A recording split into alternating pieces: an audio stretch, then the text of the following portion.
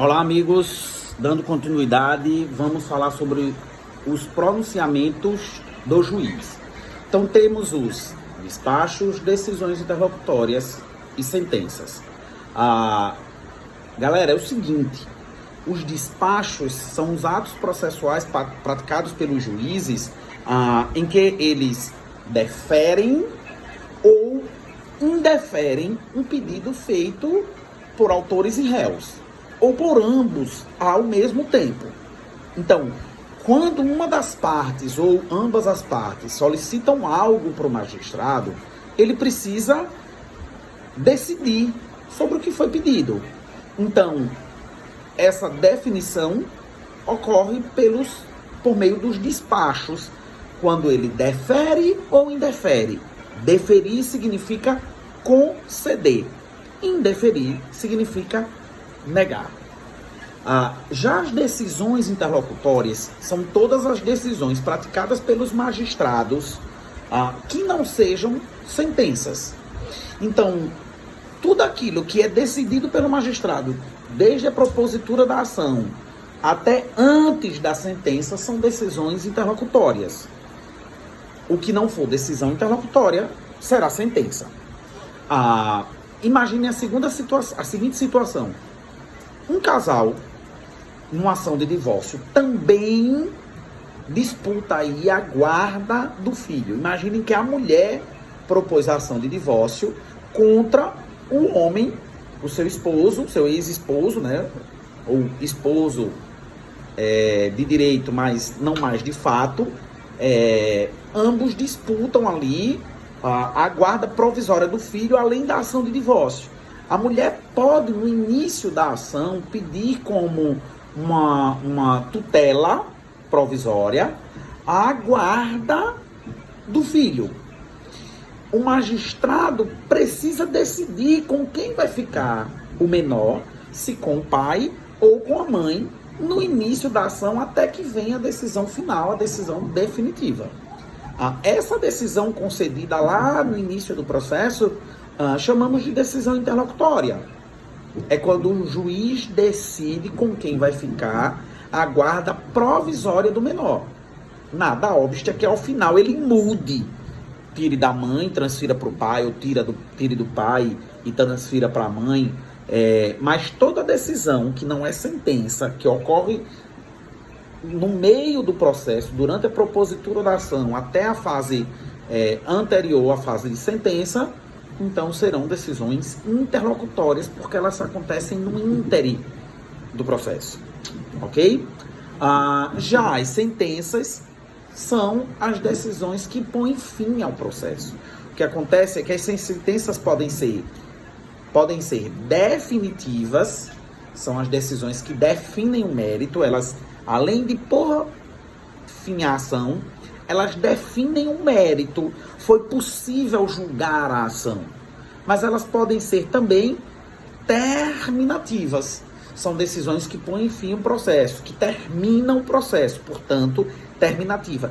Mas não foi possível julgar o mérito da ação. O juiz não pôde julgar a ação porque existia alguma nulidade processual que inviabilizava o julgamento da ação. Beleza? Então, as sentenças podem ser definitivas, que definem o mérito, ou terminativas, que terminam o processo, sem definição de mérito. Ok? E aí a gente precisa falar sobre prazos processuais. Quanto ao início do prazo, termo inicial do prazo, nós temos o dias a quo. É o início da contagem do prazo. É quando se dá o início da contagem do prazo. Já o termo final chamamos de dies ad quem ou dies ad quem. Então é quando termina, é o último dia para a prática de um ato processual. Quando nós falamos de prazos processuais, tem algumas observações que precisam serem feitas. Então, por exemplo, a inobservância pelas partes gera perda da faculdade processual. Chamamos isso de preclusão. Então, quando o autor ou o réu perdem o prazo para a prática de um ato, nós dizemos que houve a preclusão. que é a perda do direito de praticar um ato processual. O magistrado também pode perder o prazo para a prática de um ato. O que acontece é que, quando a perda do prazo, a preclusão, ela ocorre para autor ou réu, eles não podem praticar o ato. Isso já é um prejuízo enorme para as partes. Agora, quando o juiz perde o prazo, ele deve praticá-lo, mas ele vai sofrer sanções administrativas, porque ele não pode prejudicar ainda mais as partes. Então ele não pode deixar de praticar o ato. Ele pratica, mas a punição para ele são punições administrativas, certo? Como, por exemplo, o retardo na progressão da sua carreira, né? Ele está esperando sofrer... Perdão.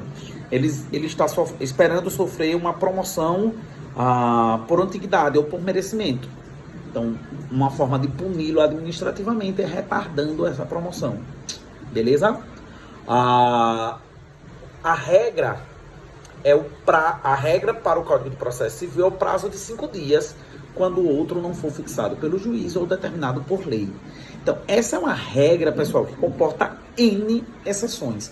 A gente não vai falar de cada um dos prazos processuais, porque isso vocês vão vir com mais detalhe lá em Processo Civil 3, quando estiverem analisando recursos, certo? E lá vocês vão observar que essa é uma regra que comporta muitas exceções. Por hora, eu preciso que vocês saibam apenas que a regra do prazo processual é de 5 dias para o Código de Processo Civil, que pode variar entre 5, 10 e 15, né? São os outros prazos de forma excepcionais que ocorrem muitas vezes, mas que podem ser dados até em horas, ok?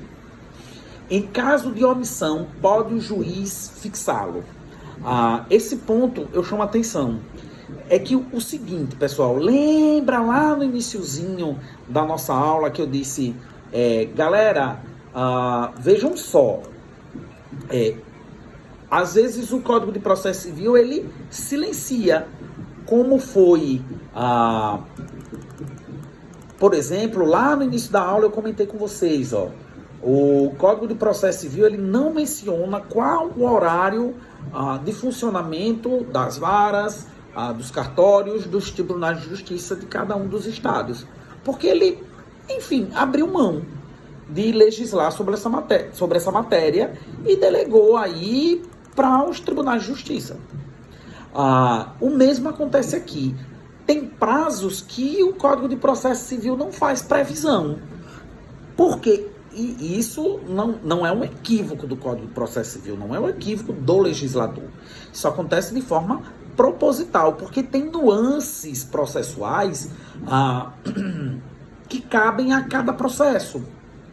Então, que não dá para generalizar, certo? Nesse momento, o Código de Processo Civil, de forma muito sábia, delegou para o magistrado resolvê-la quando for possível. Então, isso acontece, por exemplo, lá nas alegações finais. O que são as alegações finais? Ao fim da audiência, é dado às partes que os advogados façam suas alegações finais, que é um resumo do julgamento do processo, certo?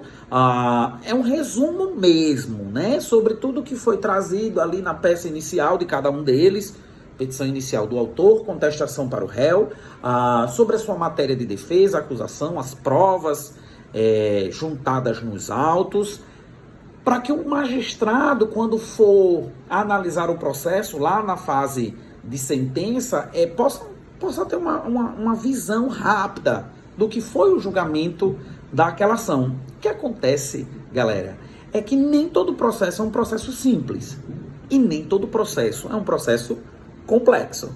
Então, quando os processos são muito complexos, muitas testemunhas a serem ouvidas, o magistrado, ele pode pedir para que as partes, ao invés de reduzirem a termo, ou melhor, ao invés de narrarem as alegações finais de forma oral no processo por 20 minutos, podendo ser prorrogado por mais 10 minutos para cada parte, o magistrado pode, diante da complexidade da ação, pedir para que as partes tragam as alegações finais reduzidas a termo, ou seja, descritas. O prazo para essas alegações finais pode variar. Então, o magistrado pode estabelecer um prazo de 72 horas, um prazo de 5 dias úteis, por exemplo, varia de acordo com a complexidade da ação, porque as alegações finais, elas não têm um prazo estabelecido pelo Código de Processo Civil. Ok? Beleza? E por fim, pessoal, para terminar a análise da nossa matéria dessa semana, nós temos a classificação dos prazos processuais. Então, os prazos processuais, eles podem ser classificados como legais, judiciais, convencionais, próprios e impróprios. Então, o que é um prazo processual legal? Então, como o próprio termo nos traz, prazo legal é aquele descrito pela lei. Então, quando a lei estabelece o prazo para a prática de um ato processual, nós chamamos aquele prazo de prazo legal, porque ele está descrito na lei, ele foi estabelecido em lei. Mas há também a possibilidade dos prazos judiciais, que são os prazos determinados pelo juiz. Então, judiciais estabelecidos pelos juízes, certo? Então, diante do silêncio da lei, como é o caso das alegações finais, o juiz ele deve estabelecer um prazo para a prática do ato. Chamamos esse prazo de prazo judicial, ok? Mas nós temos também os prazos convencionais.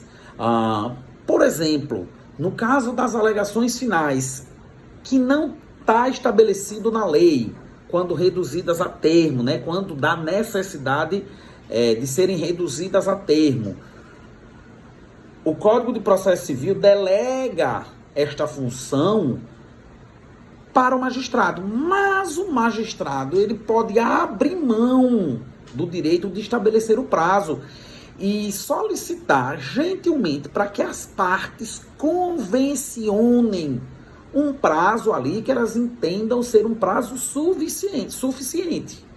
Então, o magistrado pode dizer, eu vou fazer o seguinte, ao invés de eu estabelecer, eu vou pedir para que vocês convencionem aí um prazo que seja conveniente, satisfatório para vocês. Então, ele pode dizer, estabeleçam aí vocês o prazo, né?